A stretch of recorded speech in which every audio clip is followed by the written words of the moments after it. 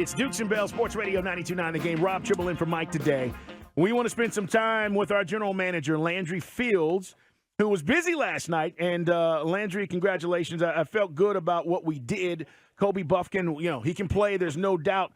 But our listeners want to hear from you. What made the decision on Kobe last night? Oh, man, Kobe is tracking him this season and last, just to see the progression from one year to the next. And then having an opportunity to actually sit with him at the Combine this year was very significant for our group. You get to see just from the body, the mind, the feel for the game, and the absolute passion that he has. That is something that is what we're trying to build with, and things that we want more and more in this organization. So, a phenomenal kid, unbelievable talent, really, really high ceiling as a player. And even right now, the feel that he has as a player is really, really good. So couldn't be more excited for him and bringing him in along with his family. Landry, what is the anatomy of an NBA champion now? Before the hand check rule came into effect, you knew what it was. You had a big man, rim protector, back to the basket. You have to have an elite defender, elite scorer, and the bit parts that go with that.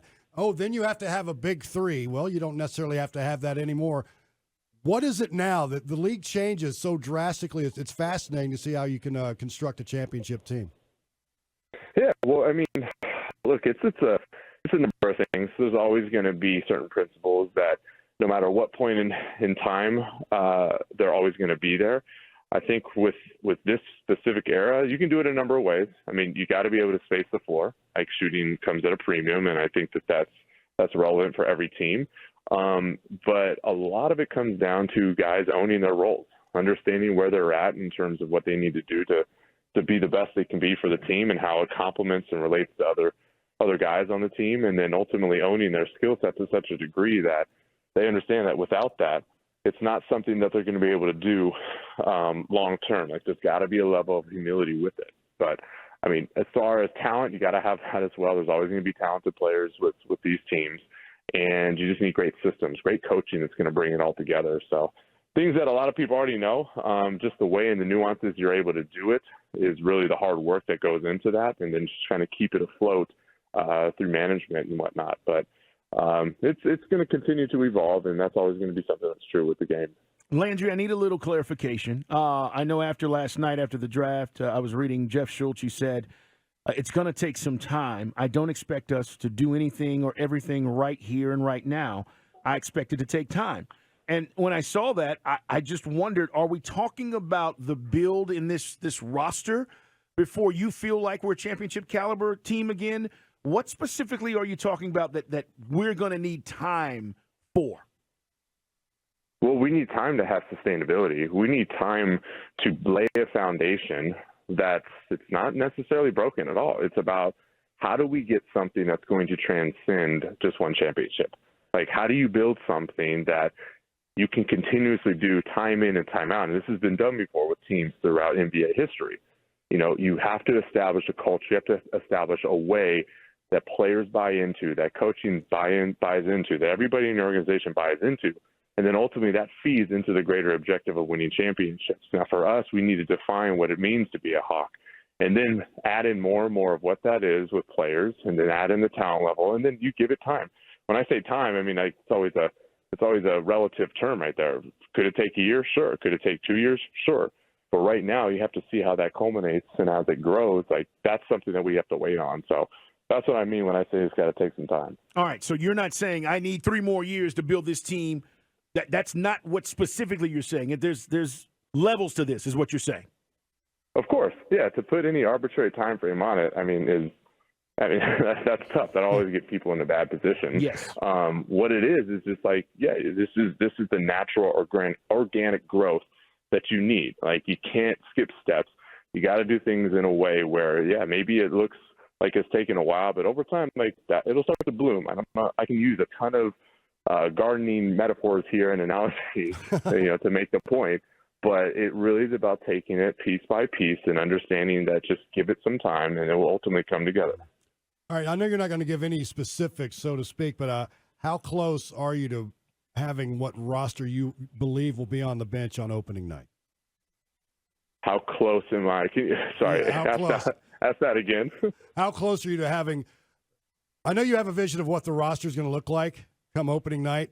How close are you to that fact right now? I know there's a lot of variables out there, and I know you're not going to give a whole lot of specifics, but maybe a generality. Well, look, we have really good players today. Like there's plenty of players on this team right now that would make for a great starting lineup come opening night in October. So that's how I'll answer that. You answered it perfect. I'm okay with that. Okay. We're talking with Landry Fields, our general manager for Atlanta Hawks, guys. He's got a lot of work in front of him. He just got done with the draft last night. Kobe Buffkin out of Michigan comes to us. He's long, he's versatile, two-way kid, and we're excited about him with our first-round potential. I want to talk about development. I'm curious to know what your thoughts are. I keep hearing, there are guys on our team that continue to need to be developed. Obviously, nobody's a finished product. But then, Landry, I look at guys like DeAndre Hunter, who's now been in the league going on 5-6 years, and I'm going, is this what he is? Or are you saying guys like D. Hunter need more development, and that's going to come with Quinn Snyder? Yeah, development sometimes is not necessarily about enhancing a specific role, although that is very, very prevalent when you're talking about a skill set. Sometimes the development is about shifting gears and creating new maps for guys. If you want to use DeAndre Hunter, phenomenal player, has done an unbelievable job for us. Now with the new system, the development for him should be more into what that system looks like under Quinn Snyder. So, everyone, and you said it earlier, is not above development. I'd like to think that at age 34, almost 35 that I could still develop and grow in certain areas. So that's how it's a continuous mindset.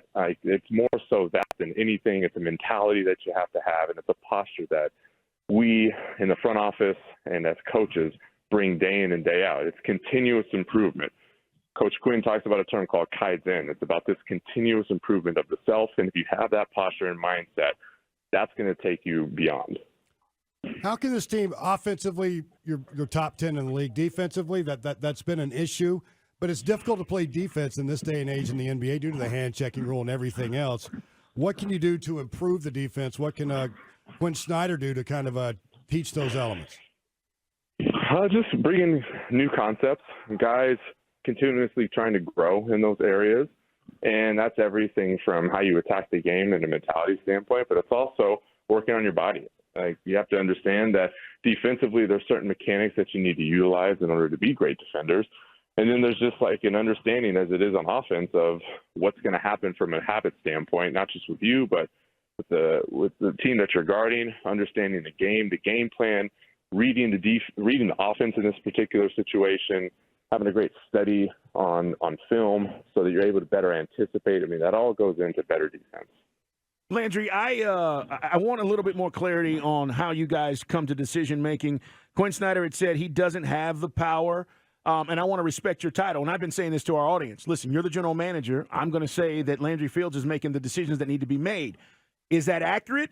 How would you describe the collaborative process? Yes, that is accurate. Look, everybody has a perspective on a given situation, on a given player, on a given decision that needs to be made. I value that perspective because my lens on the world is going to be very different than your lens on the world. How I grew up and how you grew up is very different. The things that I've learned, the things that I've studied, the things that I've experienced in life are shaping the lenses in which I'm viewing reality. If I'm able to take my perspective and aggregate it with your perspective, we're able to see something probably a little more clearly than if it was just me. So at the end of the day, we're going to sit in a room and we're going to, it's a term we use, it's called conflict and commit. We're going to have this moment where we're going to talk back and forth. We're going to have our opinions. You need to lay it all out there. The good, the bad, and the ugly. There's a level of humility that you have to have with it.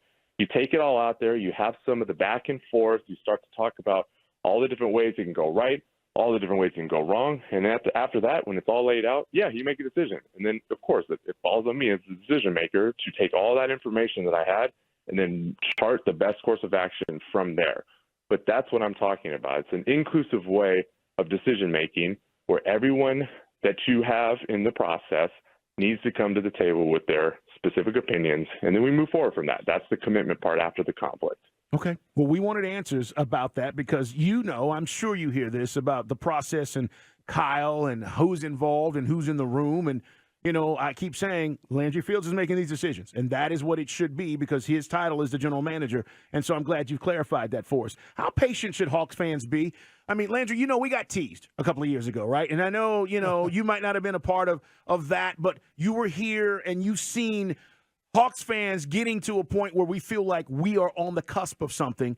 How patient should we be in this process of you getting this roster where it needs to be?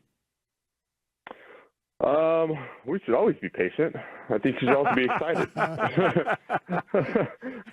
I think that there's a lot of different emotions that can be had here.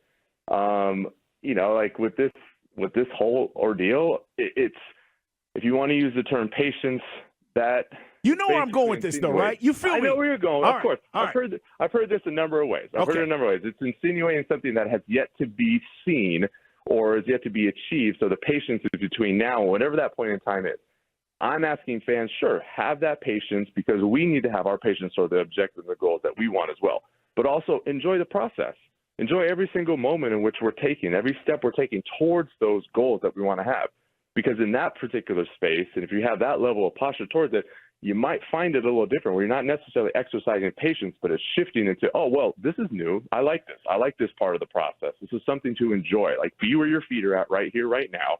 Understand what it is that we're doing. Of course, yeah, we want the goal in the end. Have some patience for that. I hear you. But also, like, there's elements along the way that if you sit in them, those are fun and exciting in and of themselves, and they're part of the journey towards the ultimate goal. Landry Fields, our general manager for our Atlanta Hawks. Last thing for us, Landry, and thank you for the time today. I know it's been a busy time for you guys, and it's not done. I mean, the offseason is really just starting, guys, with potential moves and things that may be done. Luxury tax. Has our owner, Tony Ressler, said, do what you need to do. I don't care. Let's win. Is there some kind of mandate that has come down at all that says, hey, we need to be under the cap or the luxury tax, and let's make sure that happens? I'm so happy to put this to rest. I'm actually glad that you asked that question. I have the authority, the group that I'm working with has the authority to do what we need to do to build the best possible team and franchise that we possibly can. Can I be in the tax? Absolutely. Can I get out of the tax? Absolutely. If there's a decision to make one way or the other, you should actually look at me as opposed to like ownership. There's always a way in which this goes about. Of course, do you want to save money? Everyone does. But in this business and for this particular sport, like there are team building strategies that have everything to do with being in the tax and not being in the tax. So it's not just about the money and savings. Like there are certain components of it allow us to do things that we need to do to build out a roster, whether you're in it or whether you're not. So yes, ownership is awesome. They've given us full clarity and full authority to do what we need to do to build out a championship team. Landry, I'm here anytime you want to let anything off your chest, just so you know. You guys are great. This is a great session for us. I'm here anytime you need to just, clarity and make sure that everything needs to be answered. Hey, man, we appreciate you. I know it's a lot of work and a lot going on. Thank you for answering some of the things that people are wondering about. Hawks fans hit us up with this stuff, Landry, and they're like, Dukes and Bell, what's going on? How is this thing working? We're trying to get answers, and you're the guy that we need to get those answers from. So thank you so much. Hey, y'all speak for the people, so I appreciate that. Thank you. All right, Landry Fields, guys, general manager of our Atlanta Hawks, and he's right. We speak for the people.